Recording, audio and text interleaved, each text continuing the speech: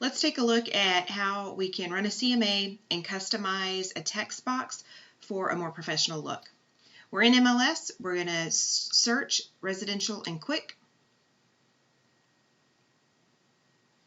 We're going to select active, pending, and sold properties. We're going to change this to 180 days to give a better indication of properties that have sold in the area. We typically start out 1 mile from a subject property. As we're typing, the GPS should start finding the property. We want the Denton property.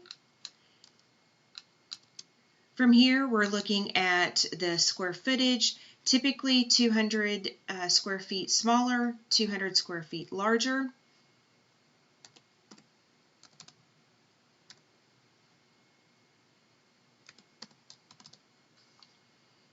And then year built, 2 years prior, 2 years later.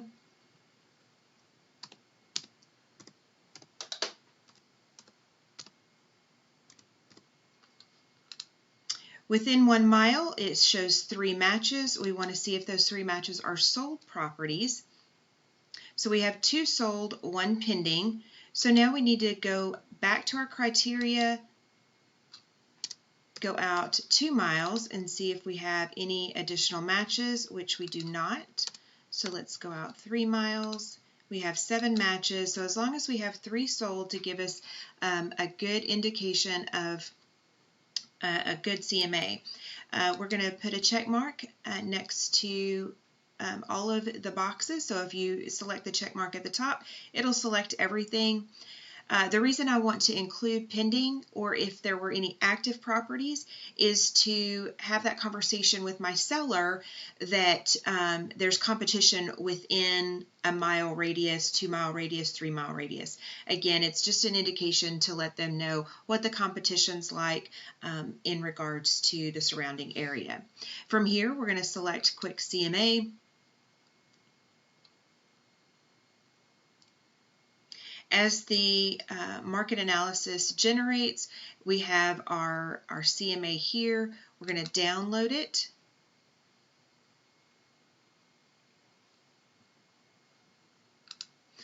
I have this client file already, and I'm just going to rename it CMA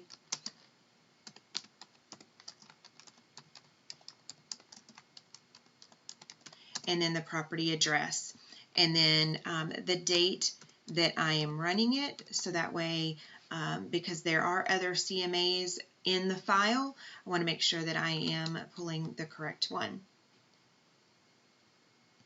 So now that the file's downloaded, I'm going to go to the file, and I have the CMA for the address and today's date. So I'm going to open up this PDF.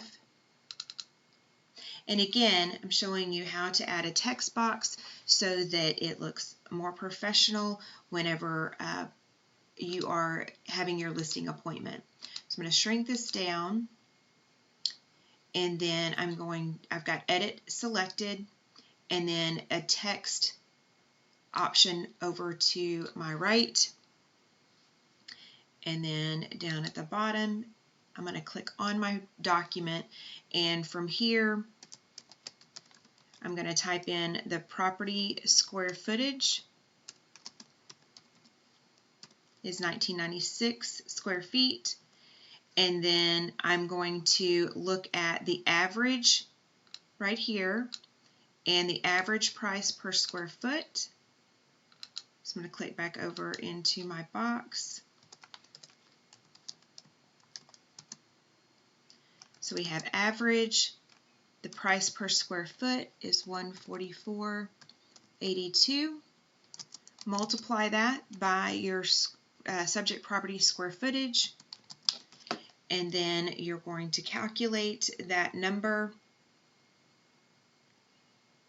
So 144.82 times 1996. It gives us an average price of $289.021. When you actually do the calculation, it shows 80 cents, so 020 and 80 cents, but I round up, and that way it gives our seller, in this instance, because we're doing a listing appointment, it gives our seller the information as far as just a total number. So from here, we're going to do the same thing with maximum and minimum price per square foot, $342. Once you have this information in, then of course you can save. You'll save this CMA, send it to your client, the seller, and then of course you can also print this CMA out, have it in your listing file, so that when you go to your listing appointment and you have a conversation with your client, they're able to make a good decision on a price range to set their property. And of course we'll put the $sign here. I hope that helps in creating a CMA that looks professional with the text box. Now again, you can write this information out, but it definitely looks more professional when it's typed out, and then you can have your client initial once you send over your listing packet, so that based on the price that you put in MLS, it shows that you have ran a CMA currently, and show your clients that information. Hope you've enjoyed. Have a great day.